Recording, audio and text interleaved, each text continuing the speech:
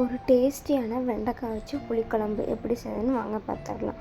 ஒரு கடாய் அடுப்பில் வச்சுட்டு ஹீட் ஆனதும் வெண்டைக்காய் சேர்த்து நல்லா வணக்கி எடுத்துக்கலாம். வெண்டைக்காய் இந்த அளவுக்கு வணங்கினோடனே ஆஃப் பண்ணி ஒரு பிளேட்டுக்கு மாற்றிக்கலாம். இப்போ குழம்பு தாளிச்சிடலாம். ஒரு பேன் வச்சுட்டு நல்லெண்ணெய் சேர்த்துக்கலாம். கடுகு, கொஞ்சமாக சீரகம், கொஞ்சம் வெந்தயம் சேர்த்துக்கலாம். இப்போ ரெண்டாக கட் பண்ணி வச்சுருக்க சின்ன வெங்காயம் சேர்த்துக்கலாம். இப்போ கொஞ்சம் பூண்டு சேர்த்துக்கலாம். அடுத்து ஒரு வரமிளகா கிள்ளி சேர்த்துக்கலாம். இப்போ எல்லாத்தையும் வணக்கிட்டு தக்காளி சேர்த்து நல்லா வணக்கி விட்டுக்கலாம். கொஞ்சமாக உப்பு சேர்த்துக்கலாம்.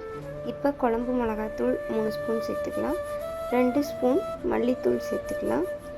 இப்போ இது எல்லாத்தையும் நல்லா கலந்து விட்டுட்டு கொஞ்சமாக தண்ணி சேர்த்துக்கலாம். இப்போது தண்ணி கொதிக்கும் போது நம்ம புளி கரைசல் ரெடி பண்ணி வச்சுருக்கிறத எடுத்து ஆட் பண்ணிக்கலாம். இப்போ புளி கரைசல் ஆட் பண்ணதுக்கப்புறம் கொதி வரும்போது நம்மளோட வணக்கி வச்சுருக்க வெண்டைக்காய் எடுத்து சேர்த்துடலாம். இப்போ 2 மினிட்ஸ் லிட்டு போட்டு க்ளோஸ் பண்ணி வச்சோம் அப்படின்னா நம்மளோட புளிக்குழம்பு ரெடி.